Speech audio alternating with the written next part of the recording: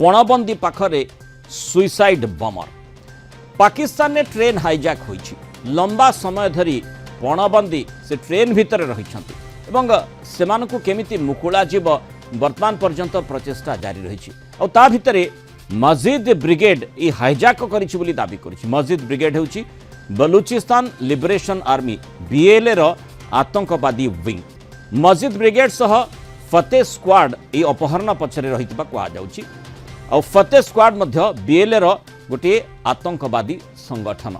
पाकिस्तान रे ए दुई आतंकी संगठन हाई प्रोफाइल हमला सबु करिथांती। बलूचिस्तान लिबरेशन आर्मी रो ए दुई आतंकी संगठन ट्रेन को अपहरण करिथिबा दाबी करिसेंती। क्वेटारू पेशावर जाउथला जफर एक्सप्रेस ताकू अपहरण करा जाइछि। एथिरे 400 रु अधिक यात्री थिले। 155 यात्री पणबंदी को मुक्त करागलाणी। मुकुळिथिबा पणबंदी के भितरे अनेक महिला शिशु अछंती किंतु एबे भी पाखापाखी 100 यात्री को मुंड जामिन रखिछंती आतंकवादी माने। पाकिस्तान सेनार काउंटर ऑपरेशन रे 27 जन आतंकी निहत होइतिबा कुहा जाइछि। गतकाली राति तमाम लढई जारी रहितला। आतंकवादी को गुली माडरे पाकिस्तान सेनार 30 जन जवान का मध्य मृत्यु घटिबा रिपोर्ट आसी। पणबंदी बदल में बलूचिस्तान राजनीतिक बंदी मुक्ति दाबी करुछि बलूच लिबरेशन आर्मी।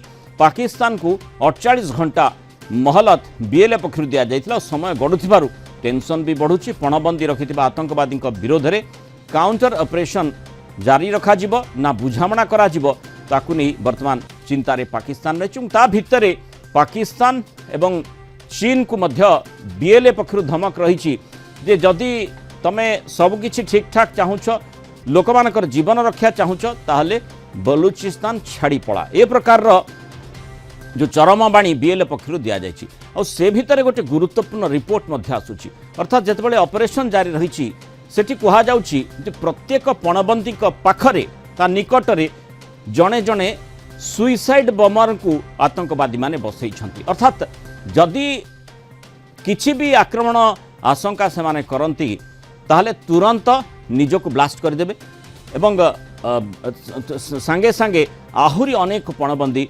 मृत्यु होगा आशंका करा जाए।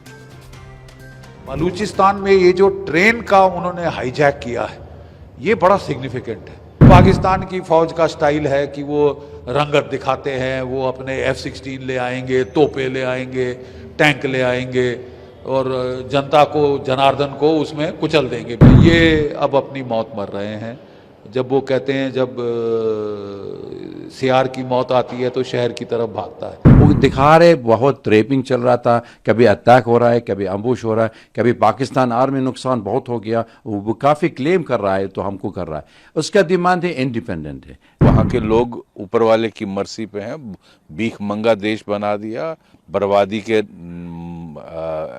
उस कगार पर पाकिस्तान पहुंचा है और वो अब 400-450 लोगों को किडनैप किया है। तो ये दिखाता है कि वहाँ की फौज के, मैंने सुना 6 फौजियों को भी मारा है। तो वहाँ कोई कंट्रोल ही नहीं है और टोटल लॉलेसनेस।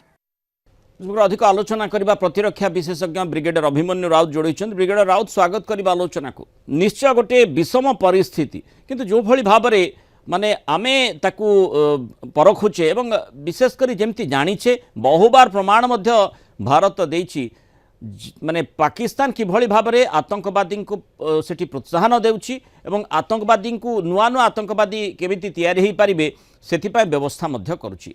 ता भितरे सेही आतंकवाद जालरे ही पाकिस्तान वर्तमान फसिछि जोथिपाई अनेक लोक पणबंदी रही।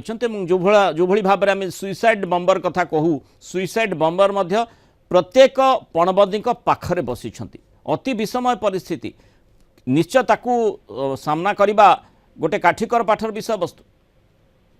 देखंतु ए प्रकार परिस्थिति सदा सर्वदा जटिल एवं भयंकर होता है।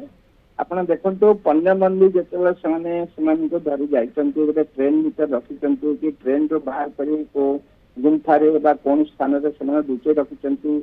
सेठी इंटेलिजेंस नेटवर्क तो काम करू नहीं, जा किछि करूछि बेलूचिस्तान आर्मी रा करूछि। मु जा सुनिथिलि जे सेठी जो जगह रे ट्रेन रो जो माने जो हाईजैक हेछि से भीतर अनेक गुडे स्टूडेंट अछि, 7टा 9टा स्टूडेंट अछि। सेठी जिबा पई केवल पाद चला रास्ता रे जाई परिबे बा अति विशेष भाव कहले मोटरसाइकेल रे जाई हबो। इवन कार जीप ए सब जिबाटा मध्य कष्टकर। ସେଇ ପ୍ରକାର ଜାଗାରେ ଗୋଟେ ଯେତେବେଳେ ସେମାନେ ତାକୁ ରଖିଛନ୍ତି ନିଶ୍ଚିତ ଭାବେ ପୁରାପୁରି ପ୍ରସ୍ତୁତକରଣ କରିଛନ୍ତି, ଇଣ୍ଟେଲିଜେନ୍ସ ନେଟୱାର୍କ ଅଛି, ଯୋଉ ପ୍ରକାର ଚାପ ପକେଇବା କଥା ସେଟା ପକଉଛନ୍ତି।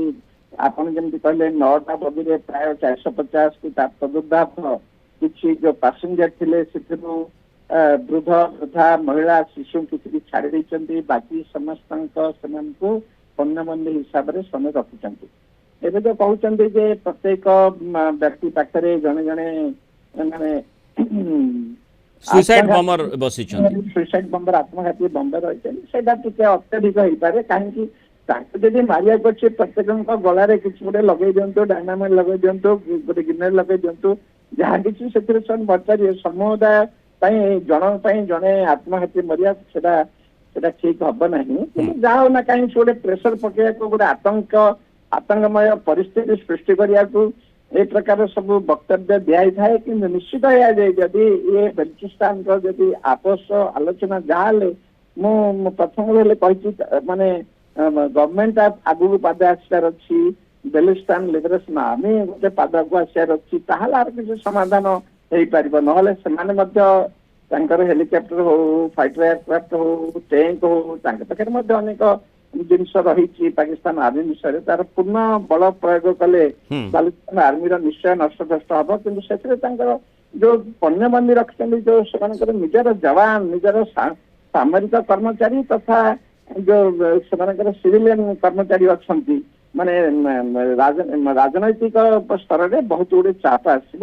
ସେମାନଙ୍କର ମନୋବଳ ନିଶ୍ଚିତ ଭାବେ କମ ହବ ଯେ ଆମର ପରି ଲୋକ ଯିଏ ଦେଶ ମାତୃକା ପାଇଁ ଲଢୁଛୁ, ଆମକୁ ବଞ୍ଚେଇବା ପାଇଁ ଆମ ସରକାର କିଛି କଲାନି, ଆମକୁ ବଳିଦାନ ଦେଲା, ଆମକୁ ଉଡେଇ ଦେଲେ କି ଯାହା କିଛି କଲେ ତାଙ୍କ ମନରେ ଗୋଟେ କ୍ଷୋଭ ଆସିବ, ତାର ପ୍ରଭାବ ସୈନ୍ୟବାହିନୀ ଉପରେ ନିଶ୍ଚୟ ଆସିବ। ବ୍ରିଗେଡିୟର ରାଉତ একথা আমি জানিছে বহুবার মধ্যে কুহযায় যে সাপকু যদি ক্ষীর দেই বঞ্চাইবে তাহলে প্রথমে নিজে মানে নিজকু হি এ চোট মারিব, পাখে বসিথিবা যে ক্ষীর দিয়েছি তাকে চোট মারিব, এ কথাটি কুহযায়।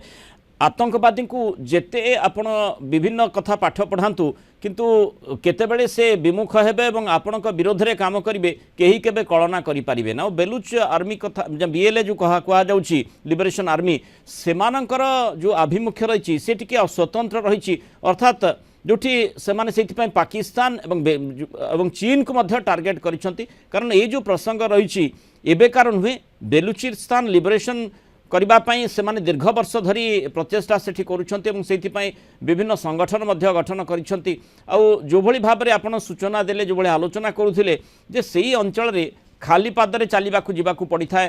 अर्थात आमे जेमती जानिछे आमर लद्दाख कथा हो बा जो अंचल गुड़िकरे जोठी माने असुविधामूलक परिस्थिति प्रतिपक्ष उत्पन्न करिपारंती बोले आशंका करा जाए, सेठी केमती भित्तिभूमि विकास करा जाई परिबो, जहा फळे कौन से आवश्यकता जदि पड़े तुरंत सेठिकू सेनाबाहिनी पहुँची पारिबो, यही लक्ष्य रखा जिबा कथा। जो पाकिस्तान कथा आमे चर्चा करुछे तार उद्देश्य पड़ोसी को केमती क्षताक्त करिवे, आतंकवादी कार्यकलाप को केमिति बढ़ाइबे, काश्मीर रे किभली विभाजन सृष्टि करिवे, सेठी बारंबार केमती अनुप्रवेश करिवे, ए प्रकार मानसिकता रखिबा गोटे देश तार निजस्व उन्नति पाई आ जोठी प्रतिपक्ष कौनसी प्रकार विव्रत कला भली परिस्थिति उत्पन्न करती से जिनटी आकलन जदि करिथान्ते ताहाले बोधवे ए प्रकार परिस्थिति उत्पन्न हो न थांता, बा तुरंत जो भली पणबंदी रखा जाइछि आ बहु लोकों को सेमाने सेठी हत्या करुछंती, से प्रकार परिस्थिति सीधा सड़क पाकिस्तान मुकुली पारि थांता। निश्चय आपण जहाँ कहले यार जो मूल बिंदु जो केंद्र बिंदु रही बेलुचिस्तान देखंतु जेतेबेले पाकिस्तान को स्वाधीनता प्रदान करा जायतिला, बेलुचिस्तान ऊपर से आक्रमण करी तांको ऊपर दबाव पकई तांको भयाचर करी से ताको टाणी आनितिला। बेलुचिस केबे हेले चाहुथिले जे पाकिस्तान रो सेमाने गोटे अंग हेबे बोली, सेमाने प्रकृति चाहुथिले भारत सहित मिशिया पई, किंतु भारतर तत्व माने तत्कालीन नेतृत्ववृंद आको ग्रहण करनथिले, से जे कोनसी कारण हो सेटा गोटे भिन्न अध्याय। तेणु प्रथम दिन ही सेमाने बेलुची माने पाकिस्तान सहित रहिबाकू बा तांकर नेतृत्व रे अधीनत्व स्वीकार करने से चाहून, प्रथम ही से चाहते जे आम अलग हबू ना भारत सहित मिशिबू। आर बॉर्डर लगुच आपणकर ईरान सहित बहुत गुड़े खनिज संपद अच्छी सबको लुटुचंदी, किंतु उन्नतिकरण किसी विशेष करी हो नहीं, आहरी घटना आहरी माने जटिलमय कर। तेणु ବର୍ତ୍ତମାନ ଏଇ ଯୋଉ କହିଲେ ଆପଣ ଯେ ସାପକୁ ବିଷ ସରି ଦୁଧ ପିଆଇଲେ ସେ ନିଶ୍ଚିତ ଭାବେ ତାର ଯୋଉ ମୂଳ କର୍ମ ଯାହାକି ଦମସିବା ସେ ତ ଛାଡିବନି।